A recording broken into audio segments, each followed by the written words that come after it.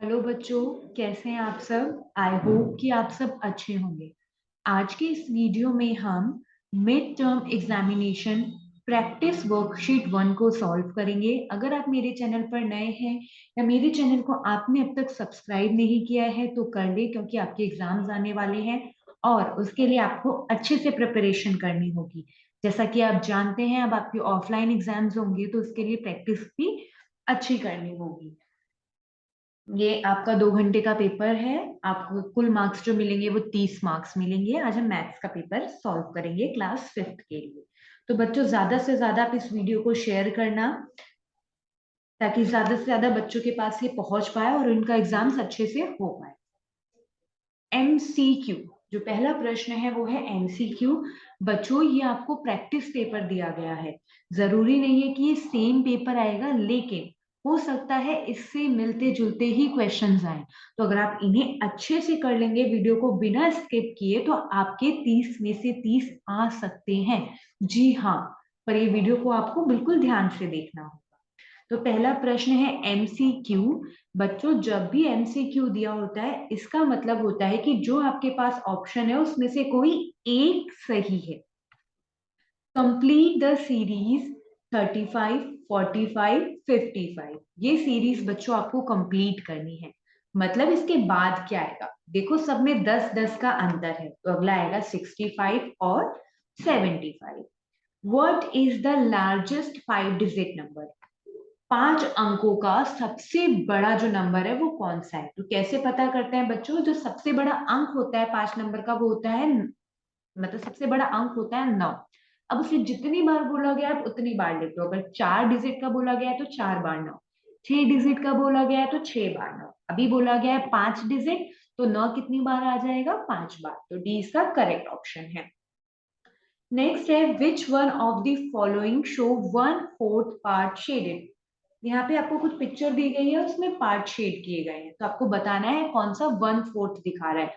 इस 4 का मतलब है बच्चों की टोटल जो आपके जो डब्बे होंगे, इसके पार्ट्स होंगे वो 4 होंगे।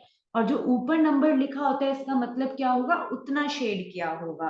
तो एक एक तो इस वाले में किया गया है और 4 इसके कुल डब्बे हैं, पार्ट्स हैं, तो इसका ये सही आंसर है। The formula of area of rectangle. Area of rectangle का क्या फॉर्मूला होता है बच्चों? तो आंसर होगा बी, 2 मल्टीप्लाई में लेंथ प्लस प्लस ब्रेथ, यानी कि लेंथ का मतलब होता है लंबाई प्लस चौड़ाई। पहले आप लंबाई और चौड़ाई को जोड़ते हैं, फिर उसे 2 से गुणा कर देते हैं। Which figure shows rotational symmetry. इनमें से कौन सी फिगर है जो रोटेशनल सिमेट्री दिखाती है? यानी कि जब आप इसको रोटेट करेंगे तो ये फिगर जो है वो चेंज नहीं होगा, उसकी प्रॉपर्टीज चेंज नहीं होगी। तो इसका सही आंसर है बी। ये तो था एमसीक्यू बच्चों। अब है answer the following. Write to even multiples of. Even multiples लिखने हैं 9 के। पहले हम मल्टीपल्स जान लेते हैं। जब भी पेपर में मल्टीपल लिखने के लिए आएगा तो आपको उस नंबर का टेबल लिखना है। जैसे 9 का आया तो आप 9 का टेबल लिखेंगे, 10 का आता है तो आप 10 का टेबल लिखेंगे। इवन, अब देखिए 9, 18, 18 के बाद तो आना चाहिए था 27, लेकिन बच्चों 27 एक ऑड नंबर है, तो इसलिए हमने लिया है 36। अब कैसे पता चलता है आपको इवन नंबर है या ऑड? 0, 1, 2, एक सेकेंड, 0, ऐसे कर लो, 2, 4, 6, 8 की संख्या के आखिरी में यहाँ पर, जैसे यहाँ पे 7 है तो ये इवन नंबर नहीं है। अगर 2, 4, 6, 8 आता है तो वो इवन नंबर होगा। जैसे देखो 36 में लास्ट में 6 आ रहा है तो ये इवन नंबर है। 18 के लास्ट में ए है तो ये इवन नंबर है। तो आप 18 और 36 लिखेंगे। नेक्स्ट क्वेश्चन है राइट इन डिसेंडिंग ऑर्डर। अब आपको डिसेंडिंग ऑर्डर में लिखना है, यानी कि पहले सबसे बड़ा नंबर, फिर उससे छोटा, फिर उससे छोटा, फिर उससे छोटा। तो आप देखेंगे कि सबसे ज्यादा जो नंबर्स हैं वो पहले वाला जो मैंने लिखा हुआ है 30985436, इसमें आपके पास टोटल 8 डिजिट्स हैं। तो सबसे बड़ा नंबर ये हो गया। फिर नेक्स्ट नंबर 1, 2, 3, 4, 5, 6, 7। फिर उससे छोटा ये है, क्योंकि इसमें टोटल 7 है। नेक्स्ट 4 6 3 2 1 2, इसमें टोटल 6 डिजिट है और लास्ट वाले में 5 है, तो 7 6 5 4 ये आपने डिसेंडिंग ऑर्डर में लगा दिया। In the word what fraction of alphabet are vowels. अब आपके पास ये नंबर दिया गया, ये नाम दिया गया है, एक वर्ड दिया गया है इंपॉर्टेंट, उसमें बताना है क्या फ्रैक्शन है वॉवेल्स का। आपको पता है बच्चों वॉवेल 5 होते हैं, ए, ई, आई, ओ, यू। तो आप पहले सबसे पहले इसमें गिन लेके कुल कितने अक्षर हैं, तो आप देखेंगे 1 2 3 4 5 6 7 8 9, तो कुल मिला के 9 है, तो नीचे 9 आ जाएगा। अब इसमें वॉवल कौन कौन से हैं, एक तो आई वॉवल है, एक ओ वॉवल है, एक ए वॉवल है, तो कुल मिला के 3, तो 3/9। Name two objects around you where you can find out right angles. Right angle मतलब ऐसे जहां सीधा एल बने, तो आप अपनी बुक और कॉपी में देखेंगे तो बुक ऐसे ही आपको नजर आ रही होती है, तो यहाँ पर भी राइट एंगल है। If one side of square is 10 centimetre, एक स्क्वायर है उसकी एक साइड है 10 सेंटीमीटर, तो बताओ उसका पेरीमीटर क्या होगा। पेरीमीटर में हम सारी साइड्स को प्लस कर देते हैं, तो स्क्वायर की 4 साइड होती है, तो 10 को आप 4 टाइम्स प्लस करेंगे 4 बार, तो कितना आ जाएगा 40।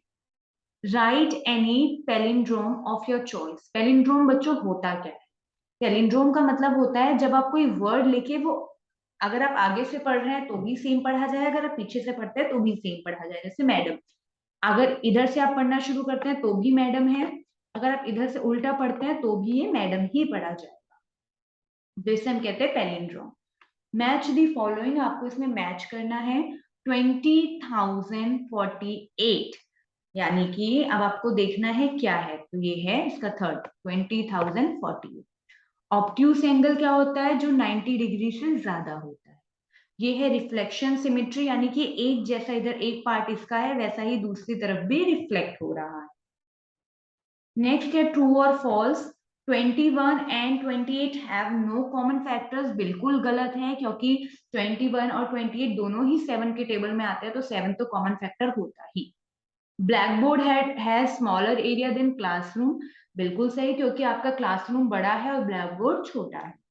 4 1 4 मेक 1 होल, बिल्कुल सही, क्योंकि अगर आपने एक चीज जिसके 4 हिस्से थे, इसका एक हिस्सा मुझे दे दिया, जब सारे एक एक 4 हिस्से मिल जाएंगे तो वो एक बन जाएगा, तो इसका ट्रू आंसर है।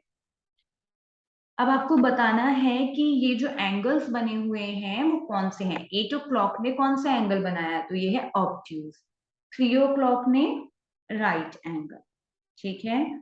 अब आपको ये फैक्टर ट्री कंप्लीट करना है। 72 को 2 पार्ट्स में डिवाइड किया तो 9 और 8, फिर 9 को 3 3 जा 9, तो दोनों तरफ 3। 8 को 2 4 जा 8, अब इस 4 को डिवाइड किया तो 2 और 2। 48 बच्चों, 8 और 6, 8 6 जा 48, फिर 6, 2 3 जा 6, 8 था इधर तो 2 4 जा 8, आपने ऐसे इसको कवर कर लिया। Find the perimeter and area of the following figure. आपके पास एक रेक्टेंगल दिया गया है, उसका आपको एरिया निकालना है, तो एरिया क्या होता है, आप इन दोनों को मल्टीप्लाई कर देते हैं, तो 5 को 2 से मल्टीप्लाई किया तो 10 सेंटीमीटर स्क्वायर। पेरीमीटर में आप क्या करते हैं, पहले आप इन दोनों को जोड़ लो, 5 और 2 7, 7 को फिर 2 से मल्टीप्लाई कर दो तो 7 2 जा 14 सेंटीमीटर, ये आता है पेरीमीटर। हमने ऊपर भी फॉर्मूला देखा था, आप चाहे तो वो फॉर्मूला लिखकर भी कर सकते हैं। Look at the rate list of a junk seller. Help the owner. Ramesh is finding the answer. अब आपके पास ये लिस्ट दी गई है, आप उसको हेल्प करना है आपको। तो पेपर है 6 रुपए, आयरन 15 रुपए किलो, प्लास्टिक 10 रुपए, कार्डबोर्ड 8 रुपए। तो बताओ रमेश को 80 केजी आयरन के लिए कितना देना होगा। अब आप 15 को 80 से मल्टीप्लाई करेंगे तो 1200। Find out times of plastic rate is 3 times of plastic rate is equal to 3 time of plastic मतलब 3 से जब मल्टीप्लाई किया तो 30, और आयरन रेट को कितने से मल्टीप्लाई करेगी 30 आ जाए, बिल्कुल सही, 15 को 2 से करेंगे तो ये 2 टाइम्स है। आज की वीडियो में बच्चों इतना ही, अगली वीडियो के लिए आप वेट करें और ज्यादा से ज्यादा शेयर करें, जितना ज्यादा शेयर होगा उतनी जल्दी मैं आपकी और वीडियोस बना के लेकर आ पाऊंगी। अच्छे से पढ़ें, कोई डाउट होगा तो कमेंट बॉक्स में पूछें।